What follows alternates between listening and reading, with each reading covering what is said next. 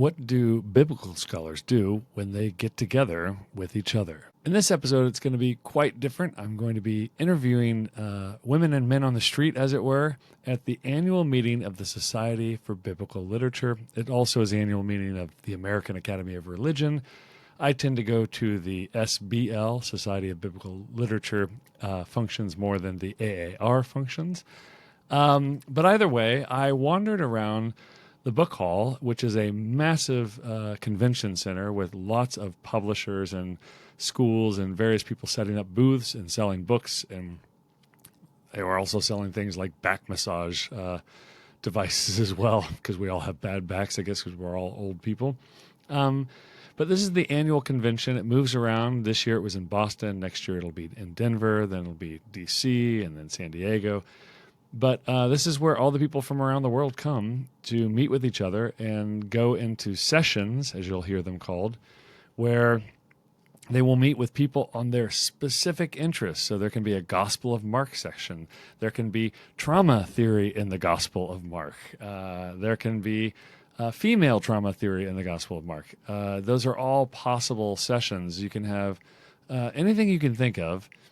There is a group that is into it, that they write their research on it, and they meet together at this meeting. So there's not, it's a conference, but there's no time where all of these thousands of scholars are together in one room.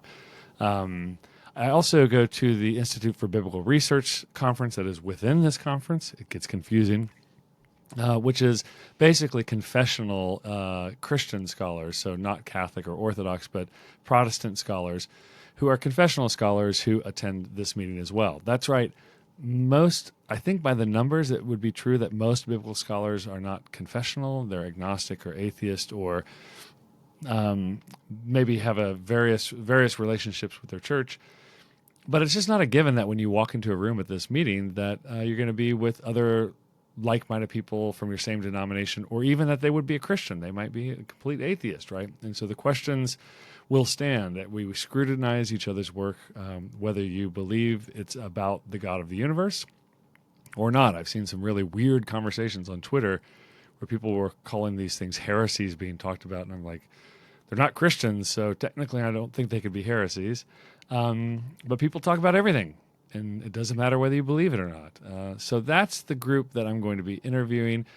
Everybody in these interviews, they are confessional scholars, they're Christians, but they're going to help us understand from a publisher's perspective and from a scholar's perspective what it's like to attend these very weird meetings. Okay, I hope you enjoy.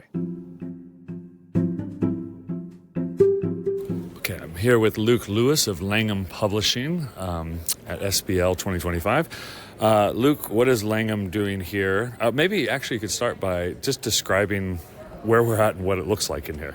Yeah, we're in a side of the hall. It's a little bit quiet just now, but it's a large exhibition hall, and this is where most of the academic book publishers that serve the SBL and AAR community are placed, with many of their new releases and some of their older, more popular releases. Speaking of releases, so you're Langham Publishing. What's your specialty in publishing? Every publisher has their own kind of region. Yeah, that's right. So we are a publisher out of a ministry of John Stott, who had a focus and heart for the church around the world, especially in the areas where it was growing the fastest and is the largest. And as both an academic publisher and a professional publisher, we really focus on serving scholars and authors in areas like Sub-Saharan Africa, the Middle East, South Asia, Southeast Asia, with providing them with a platform where they can write and publish both for their community and then also the rest of the world. And that's kind of what brings us to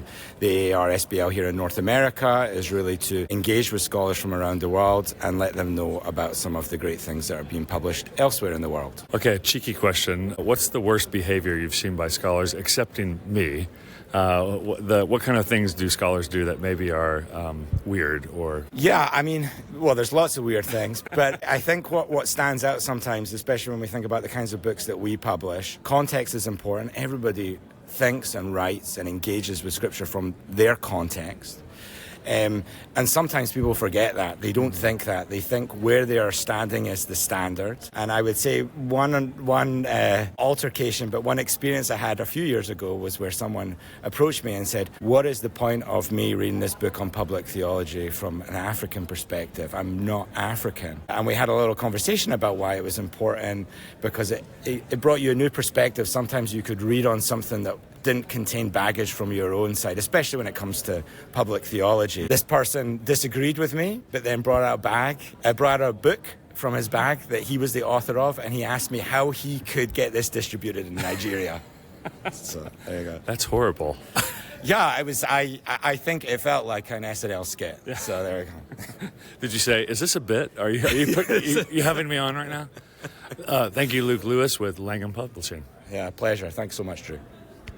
Cindy Parker. I'm here with Dr. Cindy Parker, who does a lot of teaching on narrative in the land. She's with Resurrection Philadelphia Church. What do you look forward to most when you come to these big meetings? What do you kind of dread, knowing that it's going to be true? I'll start with the dread part, okay, because it's usually a paper I've committed to that I don't feel like I've fully solidified my thoughts around it in a way that is presentable clearly, that everyone won't just critique to the nth degree. So that fills me with great anxiety. Have you ever had that actually happen, though, the critique to the nth degree? No. Okay. No. I've definitely been in a room where people were slightly hostile to what I was saying, but not critique to the nth degree, but it still terrifies me. So there's a little imagined fear that I'm imposing on that. The part that is so delightful, though, is when I come and remember how many people I know, and how it's so international. So I'm seeing people from Australia and Israel and just Europe, all over the place, that I'm so excited to be with. And then I end up in these spaces. There are pockets of this convention where people are so kind and encouraging, where people want you to succeed. They want to hear what you're doing. They're massively interested.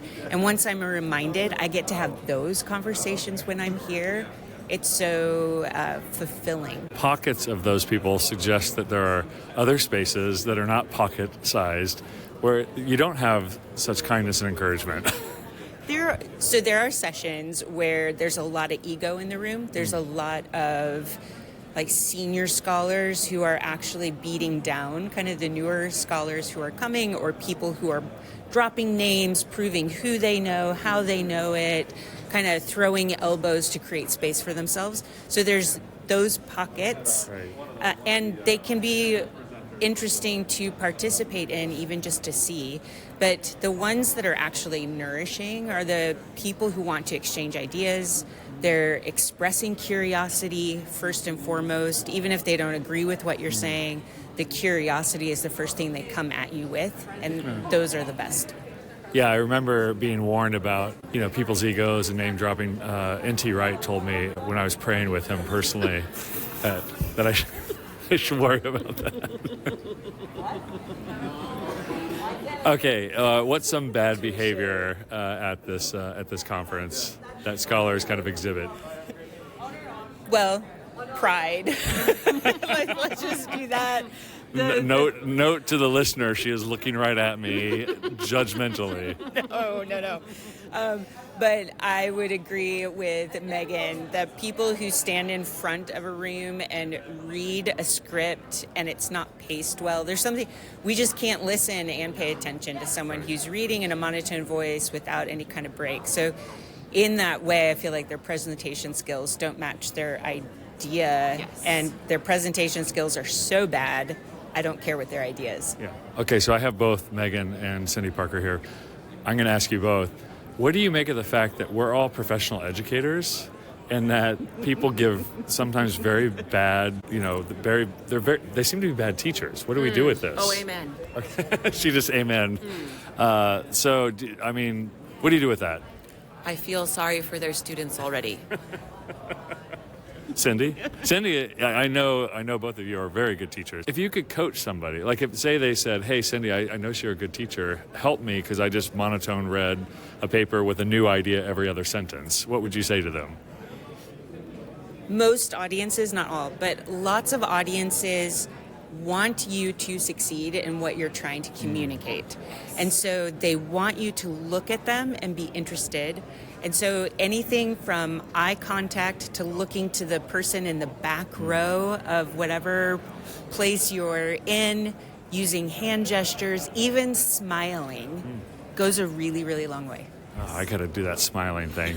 All right. Thank you, Dr. Cindy Parker, who is at Resurrection Philadelphia Church in California.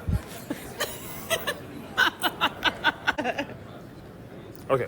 I'm here with Dr. Megan Roberts from Prairie College. I want to make sure I'm getting the right affiliation. Prairie College in Canada. And so why do scholars gather here, and what do they do, and what do you think is weird about this?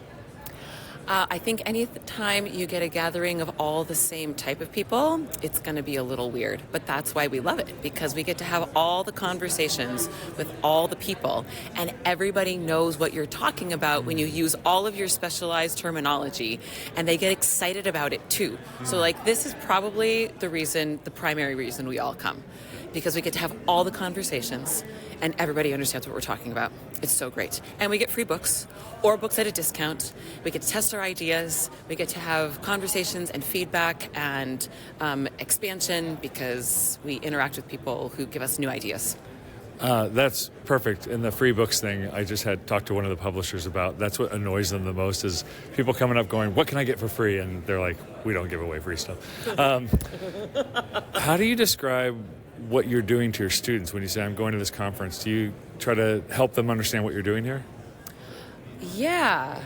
I tell them I'm going away. I tell them I have papers to write. So then there's some empathy, right? And I am very honest about how behind I am and how much stress I'm under, because I have to write these papers that I committed to.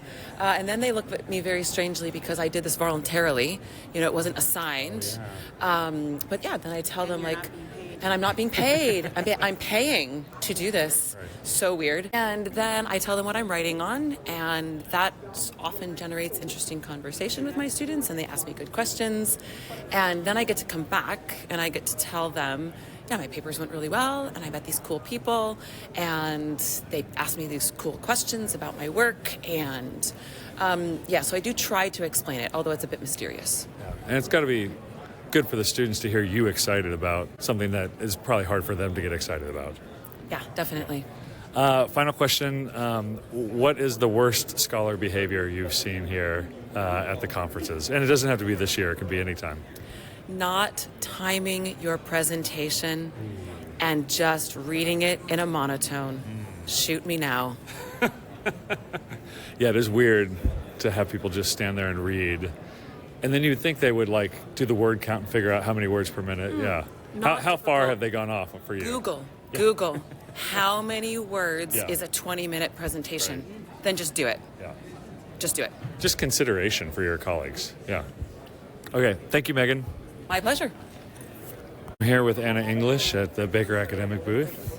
Anna, what's some of the worst behavior you've seen of scholars here in the book hall? Anna did not agree to be interviewed. Well, I haven't seen it yet this year, but usually on the last day, people will come and ask what books we're giving away, assuming we are giving away books. And I tell them, I think 50% is just fair. Enough. Yeah. Yeah, the cheapskates come over and just want because some people do literally give away books. And they run. I see people running to get them. And sometimes they'll come over and just have this, they're all sweaty and out of breath, and they have this attitude of, what here is free that I can take? And I say nothing, and they're very annoyed. That's awesome. And what do you do in the book world, and how do you help authors and books? How do I personally? Yeah. I do marketing for academic books, so I make sure they're at the conferences the books are, so that people can see them and buy them. And I also make sure that people know they are at the conferences so they can buy them. And what do you do when you're not at conferences for Baker? I help authors get their titles done, get their covers done, get their endorsements done, just pretty much anything that is required for the publishing process on the marketing side. Okay, let's talk endorsements for a second. Yep. How They're often fun. do you get an endorsement and you feel like this person did not read this book? You know, not very often. I don't know if they don't read the book, but sometimes you can tell when they get asked for a lot of endorsements and they kind of have a copy and paste, like, this book is a great resource and I like it, and there's nothing that actually is about the book itself. Yeah. And then on the other side, you can definitely tell when someone genuinely likes the book because they'll just have this glowing praise about something very specific that is 100% true about the book, that is not true about any other book. So you can tell they actually read the book. That's actually really helpful information. I'm just going to randomly open a page, find something hyper-specific, and just like home in on that thing. Yeah. Just fool people into thinking you actually read the book. Yeah. Thank you, Anna. Do that next time. You're welcome. Okay, I'm here with Dr. Chris Skinner, who's a New Testament scholar at Loyola University, Chicago. Yeah, okay. OUC. Okay, so have you given any papers this year? Yeah, I gave a paper at a pre-conference at Gordon College on Thursday, and that was mainly for pastors. It was a little event called Community Transformation in John and Paul, and it was for a launch of an MA in community transformation. And so just papers on, various aspects of John and Paul. Mine was on avoiding anti-Semitism and anti-Judaism in our preaching of the Gospel of John. And then I chaired a session that was devoted to reviewing 2 books. But those are the only things I've done in the time that I've been here. Okay, why? What's the purpose of scholars getting in a room together and presenting papers to each other? This feels very strange to a lot of people. Yeah, it's strange, and actually, for those of us who spend our lives communicating with students, it's actually the least intuitive form of communicating. I'm going to stand up in a room full of people, I'm going to stare at my paper, and I'm going to read it. And luckily, some people have gotten better over the years, a PowerPoint, a Prezi. My wife is an early grades teacher, so I told them the other day, you have a handout, you have a PowerPoint, you have me. So you're going to hear something, you're going to hold something, and you're going to see something. So I kind of trying to develop a better kind of pedagogical approach. But scholars spend their time researching ideas and then putting them into a form that they can share publicly. And so, when they come to these places, they're talking mainly to other scholars and students who have enough background to appreciate their ideas and evaluate them and argue about them and debate them. And a lot of times these are works in progress. It's important that we realize that writing is a collaborative process, right? So in some ways, the very best thing we can do is take our ideas when they're still not quite fully formed and put them out there for public consumption and have other people help us make our writing better.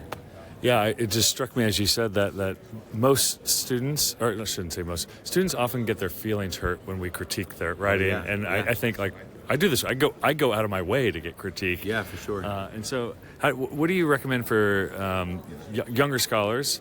How should they use this kind of format of presenting papers to their best advantage? No, I think that's great. A little bit of background on me. I work with doctoral students, but I was a grad program director in my department for 6 years, and so I really take seriously the cultivation of the mind, the cultivation of the scholarly life, the cultivation of in the Jesuit Catholic tradition we call it cura personalis, care for the whole person, helping them develop.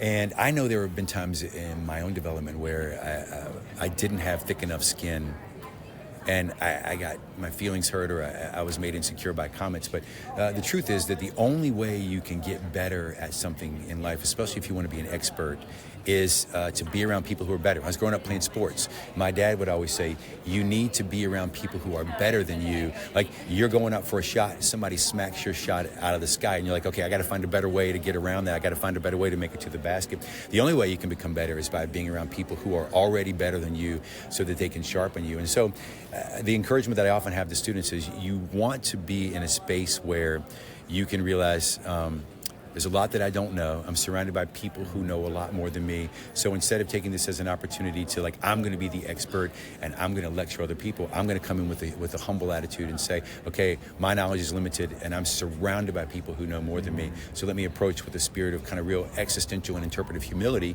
and just gain what I can from people who know more than me. That's really good. Final question. What can you give us an example of scholars behaving badly at a conference? Oh, yeah. I mean, you and I were just talking about this with another, but, well, some background is that all of us are vested in what we study. Mm-hmm. And it can be one of those things where it can either be good for our ego or bad for our ego, right? And you always want people to care about something that you've spent days and weeks and months and years working on.